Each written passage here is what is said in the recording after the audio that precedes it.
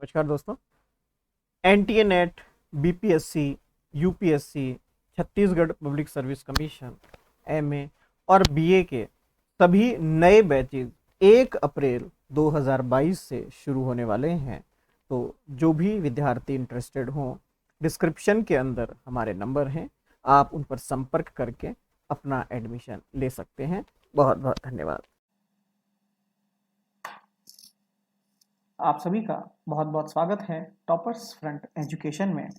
हम 2012 से आपके सामने दर्शन शास्त्र को लेकर बहुत सारे वीडियोस लेकर आ रहे हैं।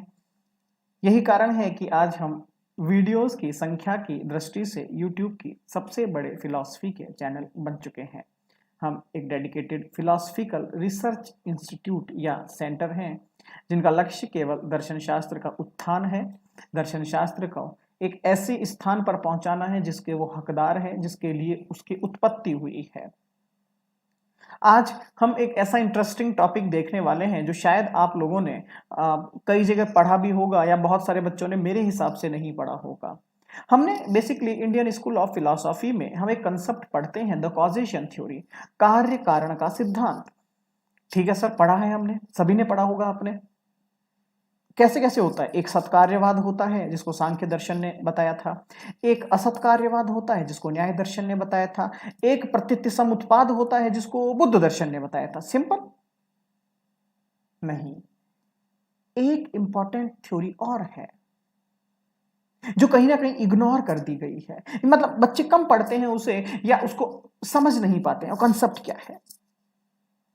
कॉजेशन थ्योरी अकॉर्डिंग टू मीमांसा दर्शन और Jaimini, the causation theory of मीमांसा स्कूल ऑफ फिलॉसफी।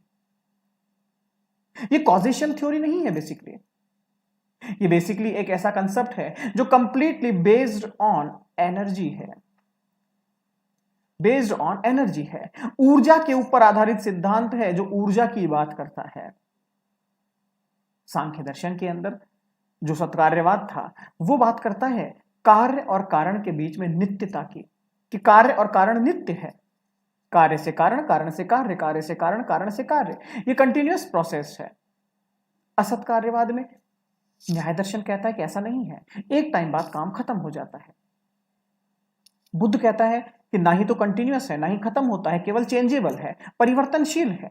वो प्रकृति समुत्पाद बन गया।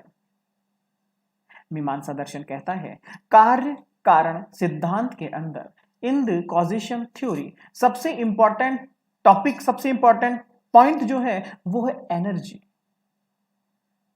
बिना एनर्जी के कोई भी कॉजेशन थ्योरी पॉसिबल नहीं हो सकती है, कोई भी थ्योरी पॉसिबल नहीं हो सकती है। और इसका नाम है शक्तिवाद। शक्तिवाद मीमांसा दर्शन कहता है कि इस शक्तिवाद के अंतर्गत मैं ये समझाने की कोशिश कर रहा हूं आपको कि किस प्रकार कार्य और कारण के बीच में जो कॉमन फैक्टर है वो है उसकी एनर्जी। किसकी एनर्जी? जो भी कॉज है, अगर वो एक पर्टिकुलर एनर्जी को अपने अंदर यूज कर लेता है, उस एनर्जी का यूज करके एक्ट करता है, तो कहीं ना कहीं वो कार्य में तब्दील हो सकता है, अदरवाइज वो कार्य में तब्दील नहीं होगा।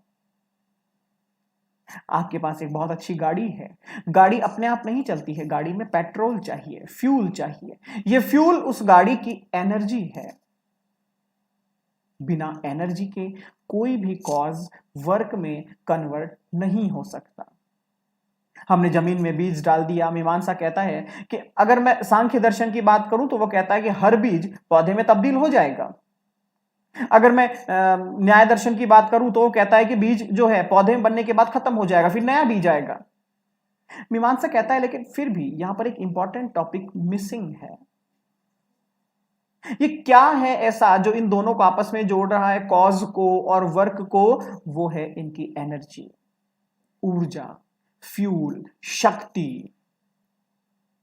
ये कहलाया मीमांसा दर्शन का शक्तिवाद। शक्ति अदृष्ट है, मतलब इसका दर्शन आप नहीं कर सकते, ये तो समय और परिस्थिति आने पर ही प्रकट होती है।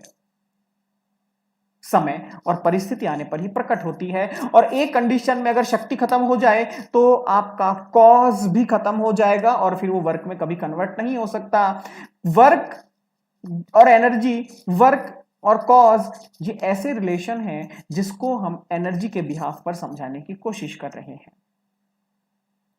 अगर एनर्जी है तो ही कॉज और वर्क चलता रहेगा, कार्य और कारण का अस्तित्व है।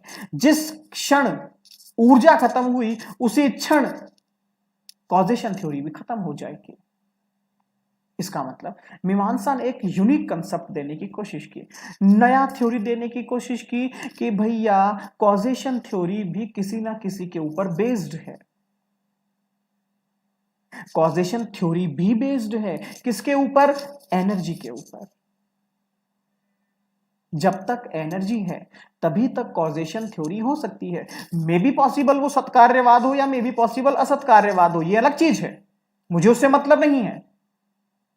मैं केवल आपको लिमिटेशंस बता रहा हूं कॉजेशन थ्योरी का, कि एनर्जी एक ऐसा सेगमेंट है जो कॉजेशन थ्योरी की आत्मा है, जो कॉजेशन थ्योरी की शक्ति है, ताकत है, उसकी आत्मा है। बिना एनर्जी के, बिना शक्ति के आप कभी भी कॉजेशन थ्योरी को नहीं पढ़ सकते हैं। ठीक है फ्रेंड्स, तो ये आज का टॉपिक था। अगले टॉपिक के लिए संपर्क करेंगे। धन्यवाद।